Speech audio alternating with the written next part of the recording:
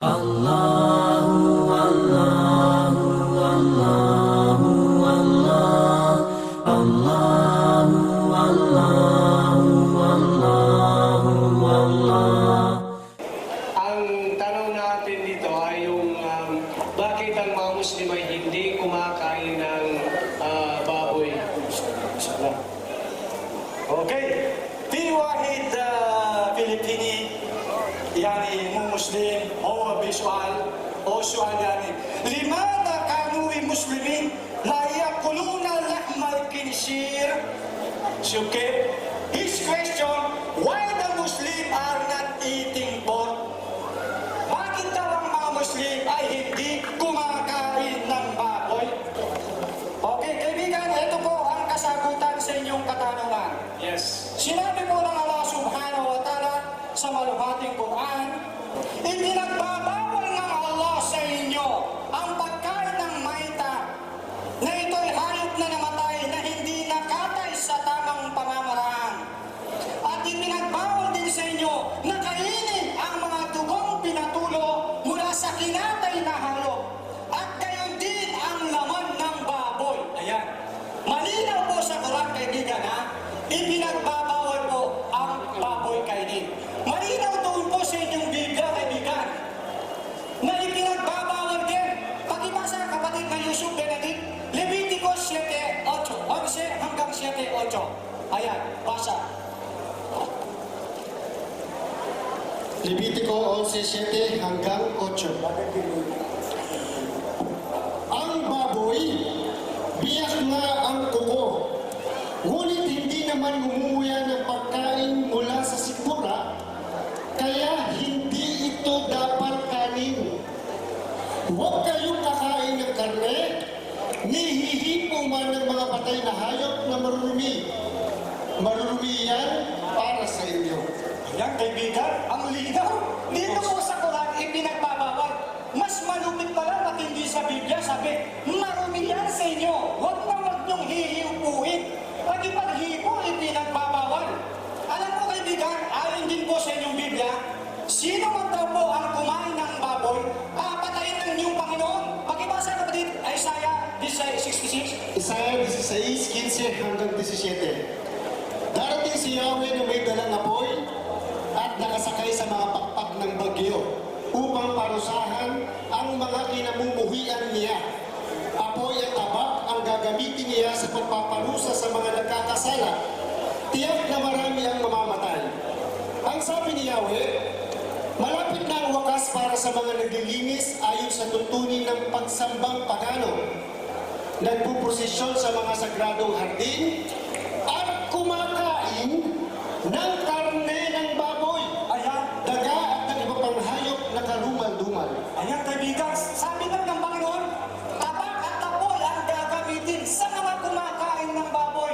Kaibigan niya, Jo Marie, kayo po ba ikakain pa ng baboy?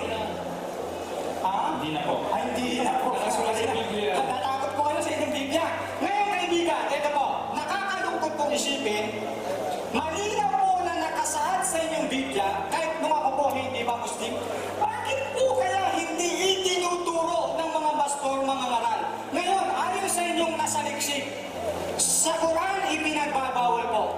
Sa Biblia ipinagbabawal po. Sino pong sumusunod? Muslim, Christian? Ayan. Sinabi niyo po kanina, hindi na kayo kakain ng baboy. Tama po? Ibig sabihin, nalalamig na po kayo sa aming paniniwalang Muslim. Okay. Ako po magtatanong, baby. Ano po ba yung paniniwala? Pwede po bang malaman sino pong Diyos niyo, anong sektary ninyo? Upang mapag-usapan po natin. Ano po ang sekta niyo, reliyon, sinong Diyos niyo po na inyong sinasamba? Ito po mga Katoliko po. Katoliko. Okay, Katoliko. Ngayon, dapat, yung ating pinaniniwalaan, dapat alamin po natin kung sinong nagtayo, okay, sinong nagbigay galing po sa Diyos. Okay, alam niyo po ba kung sinong nagtayo ng Katoliko? Alam niyo po ba? Kasi kung hindi niyo po alam, ipapaliwanag ko po sa inyo. Ayan. Okay. O sir, alam niyo po ba sino po ang nagtayo, nagbigay ng Katoliko? Hindi mo siya lumala. So, malinaw po ang iyong paniniwala may pag-alilangan. Sasagutin ko po. Ang Katoliko po, ang nagtayo niyan, siya lang ay simbahan ng Katoliko, si Constantine, na isang Romanong emperador. Siya po ang nagtayo. Kahit po sa Biblia, kahit di kapatid na Yusuf Benedict, meron po ang makikita, mababasa dyan, na sinabi ng Diyos, ito ang relihiyon nyo, Katoliko. Meron po? Wala po. Wala po.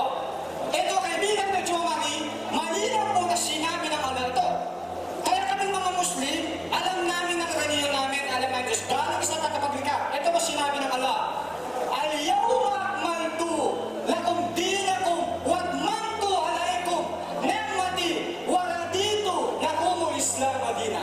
Sabi ng Allah, today I have perfected your religion and completed my favor upon you and have chosen Islam as your religion. Diba? Sabi ng Allah, galing sa Diyos, sabi niya, sa araw na ito ay pinaging ganap ko, aking nilila, ikinakda, at aking pinili ang Islam bilang inyong relihiyon. Malinaw po, galing po siya tagapaglikha. Kaya nga po, ang tao, wala po siyang karapatang magtayo o magtatag ng relihiyon.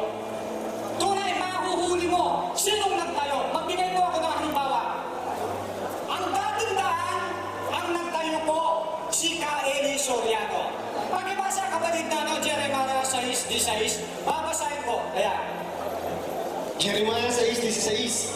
Sinabi ni Yahweh sa kanyang bayan, tumayo kayo sa panukalang daan at magmasid. Hanapin ninyo ang dating landas. Alamin kung nasaan ang pinakamabuting daan. Doon kayo lumakad at magtatamo kayo ng kapayapaan. Ayan.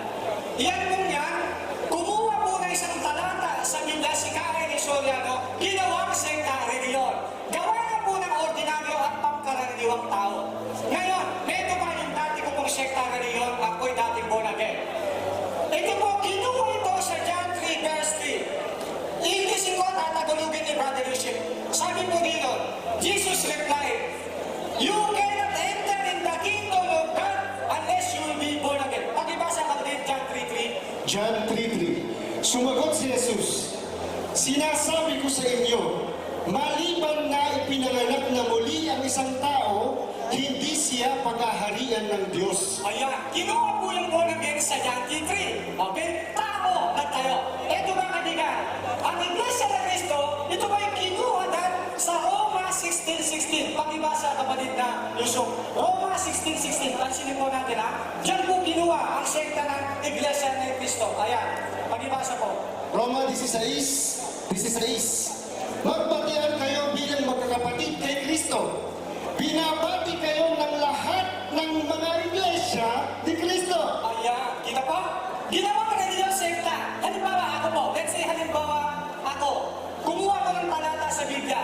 Ginawa kong sekta reliyon. Sumunod ang mga tao. Pangkaraniwan lang naman ako. Yung manito, ako lang nagtayo, hindi galing sa Diyos. Samantalang Islam, bigay po ng Allah subhanahu wa ta'ala. Kita nyo? Malinaw.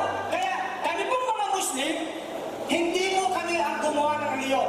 Kami pong Muslim, binigay po mismo ng Allah subhanahu wa ta'ala na kami ay mga Muslim. Ito po sinabi ng Allah sa maluhating Quran. Kaya po, bakit kami naging Muslim? Dahil galing sa Diyos, siya ang nagpangalan sa aming Muslim. Ito sinabi ng Allah. Ito. Na ang Allah ang nagpangalan sa inyo na mga Muslim noon tama. Ayan. O, tuloy natin.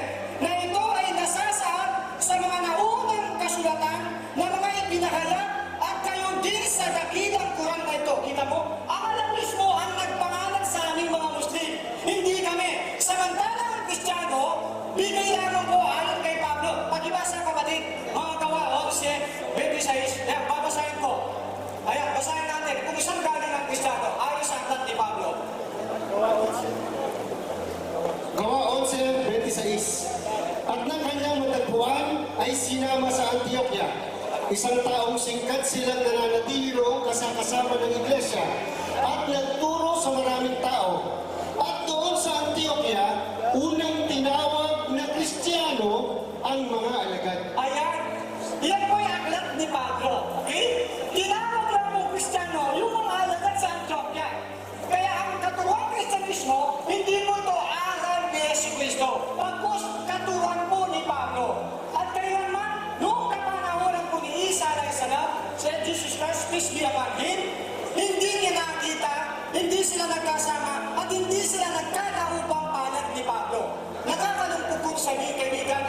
mismo aral po ni Pablo, hindi si Yesu Cristo.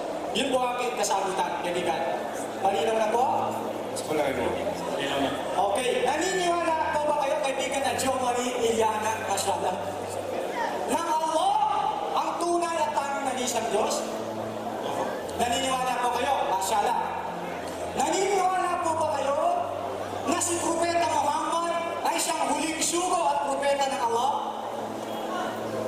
Naniniwala pa kayo? Huling katanungan, Mr. Jo Marie.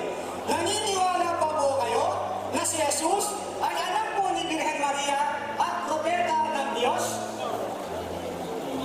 Alhamdulillah, Muslim na po kayo, Mr. Jo.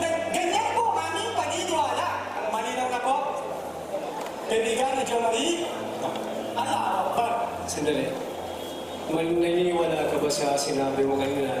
Ang tagapaglikha ng Allah at si Prophet Muhammad ay sugo at si Jesus ay sugo, isang propeta, anak ni Maria.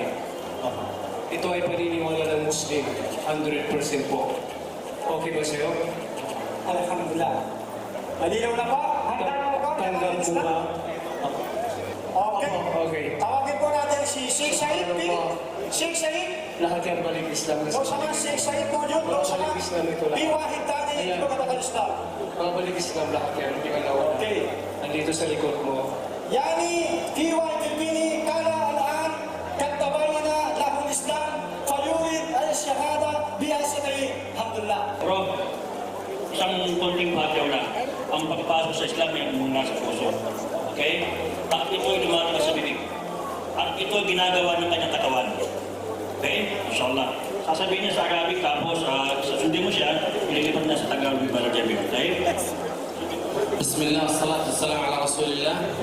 ادعو الاخوان بالثبات الان انطق الشهادة من قبل الدين. اشهد ان لا اله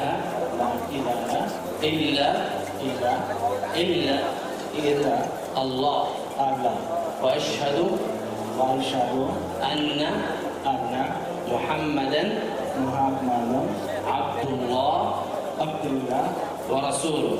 الله اكبر. صلى الله عليه وسلم. ترجمه يا اخوان، ترجمه. Allah Akbar. Dalam terjemah Lura Pilipini, insyaAllah. Sana mawafaham yani. Ako ay sumasaksi na wala ng ibang Diyos na karapat-dapat sambahin